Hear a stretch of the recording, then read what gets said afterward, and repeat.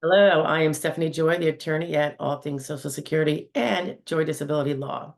Your video is about to start. I just wanted to remind you that if you click the join button below, you can learn more about the memberships offered at a very affordable price that can give you a little more direct attorney answers to your questions. Have a great day and enjoy the video.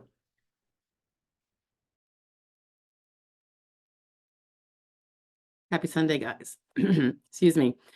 This is the Social Security Roundup for the week of Monday, April 14th to Saturday, April 19th. I hope you all had a great week and that your weekend's going well. Happy Easter and happy belated Good Friday. Okay, so as you know, I am been traveling this week, so things have been a little different, but we tried to get everything out kind of timely. Had our live Q&A on Friday at 1 p.m. Eastern Standard Time instead of our typical Wednesday, but it will be back to Wednesday next week. Hope to see you there. Ask your questions on Social Security. Okay, so Monday, April 14th, we talked about, and this is for if you weren't available and it might be of interest to you. That way you don't have to listen every day or visit every day if you don't want to, although I'd love to have you. Okay, Social Security news. This was about the new technology developments that now allow all kinds of claim applications via telephone. That was an announcement by the SSA, April 14th. New tech developments that now allow all kinds of claim applications via telephone. That is not exactly the same as identity verification. That might take place for some of those differently. That's a whole different issue. This is actually getting your application in so that you have your protective filing for that separately from everything else. Okay, April 15th, which was, I guess, Tuesday. This was, was sharing some hypotheticals in ALJ hearings, discussion about them. And this was a Q&A from a prior live Q&A session on those Wednesdays at 1 p.m. that I mentioned. And it's some things that people mishear or don't remember properly and misunderstand when it comes to the hypotheticals that the judge shares with the VE to get information from a vocational standpoint about the hypothetical people. But people confuse it all the time. They think certain things. So we clarify that a little bit. And I should mention that upcoming, I have shared the questions I ask under this particular situation that I did, where I'm actually asking questions to a claimant to prepare and discussing to prepare for hearing. So it's like a hearing prep, but you're only getting the questions from my mind. There's nothing, no personally identifying things. So it's just by way of example. But I thought that might be useful because some of you who don't have attorneys or reps that provide hearing preparation for you before the hearing, these are some things you might want to think about.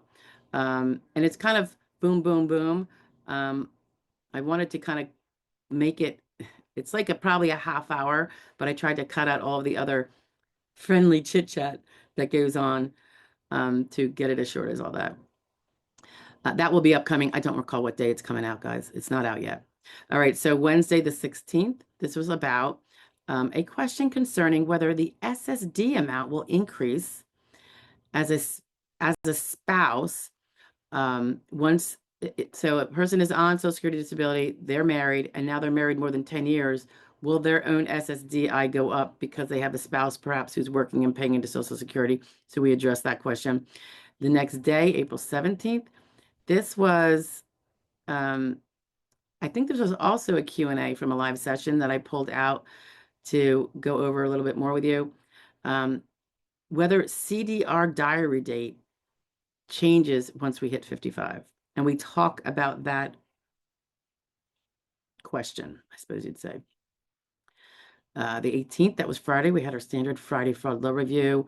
On this one concerned $1.7 million that one person was able to steal, an illegally present Nigerian who pled guilty to stealing the $1.7 million. Yikes, right? It's so funny. I touch on a very small percent of those things since I only put out one every week. It's pretty rampant. Okay. the next day, yes, Saturday, April 19th, was about, can a divorcee get divorcee contributions from an ex in addition to her new SSDI award? So she's asking, if I'm on SSDI now, I just want it. Can I make it bigger because I'll have an ex? And she's probably thinking about spousal benefits and all that. And we go over whether or not she can or not. You might be able to guess at the answer. Anyway, so that was it for the week, guys. I hope you had a good one. I hope you have a great rest of your weekend and a wonderful Easter today. For those of you who celebrate. For those of you who don't, have a great day anyway. And I hope you have a great upcoming week. And I hope to see you Wednesday, well, every day at 9 o'clock, the new video tip, but Wednesdays at 1 o'clock p.m. Eastern Standard Time, 12 Central, 11 Mountain, and 10 Pacific.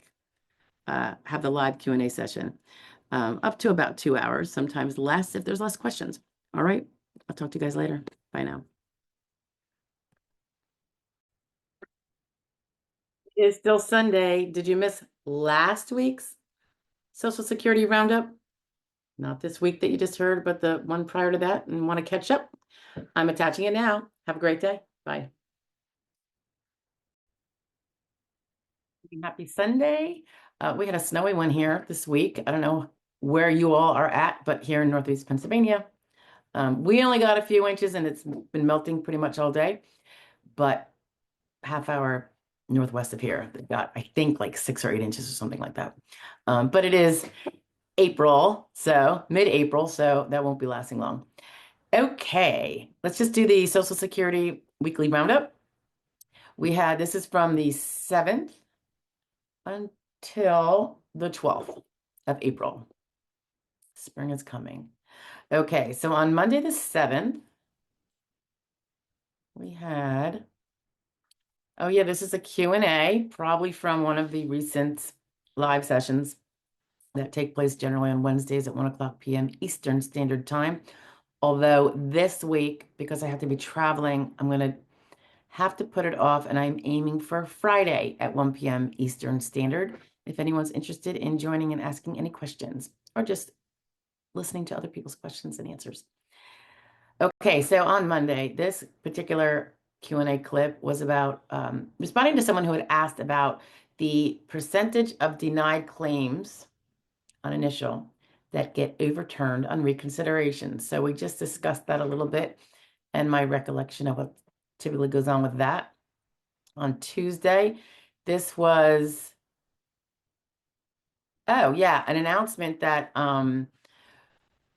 the budget for Medicare, particularly Advantage plans, reimbursements and such, was being increased by the administration in a new effort to, I guess, bolster that a little bit. Some people have Advantage plans, some people have just straight Medicare, the traditional, original, and some people have the traditional, original Medicare, plus they buy a supplement plan, which is different from an Advantage plan. But I would say, I don't know if it's the majority, but there's a lot of people that need and use Advantage plans because they tend to be cheaper. You get what you pay for, of course. But anyway, so they're trying to bolster that just to help the Medicare world out a little bit. And that was on Tuesday. On Wednesday, this would be April 9th. This was a couple of examples where the SSA sometimes has your date last insured incorrect and why that would matter to you and what you can do about it. We had 2 examples for that. And one of them was recently, in fact, it's on the hearing I have this coming week. We did get it straightened out though, because the DLI should have been a whole year later than they were saying. So we got that fixed. And it makes a huge difference because at a hearing today, next week, if her DLI is in the past, that's a whole different scenario of what the judge can look at, meaning nothing after that DLI would even count. And there's been some pretty hefty stuff this year so far. Okay, the next day, April 10th, there's another tip. This was about question 11 on the paper application. That would be the SSA-16. And yeah, we went through that. So if anyone's working on their application and they're doing it. Sometimes people do it on paper entirely instead of doing it online. Other times they do it on paper so they have their answers, which are largely the same questions as what's going to be on the online application. So they kind of have everything organized for themselves. So that was Thursday. Then on Friday the 11th, this was Friday Fraud Law Review, of course. And this was about a Nigerian scamster who stole $8 million, including Social Security benefits. Lovely. We have a lot of foreign fraud, I suppose. And then we had Saturday, the 12th. And this was a tip with regard to ALJ hearings. And I know a lot of people get concerned about getting rushed by an ALJ through their hearing. And they are trying to move things along, but we go through the whys and what likely will happen. And, you know, some people will feel rushed. Other people might be dying for it to be over. So I suppose it depends. But we go through the little bit of the ins and outs on that one. And that is it. What do we have this week? Like I said, I will be traveling, so I'm not going to be able to go live on Wednesday at 1 p.m. So I'm going to aim for Friday.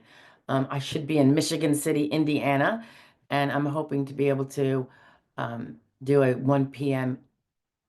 Eastern Standard Time, which if I'm trying to think, is that an hour different from my time here? So then I would be really doing it 12 Central, if it is Central. I don't even know.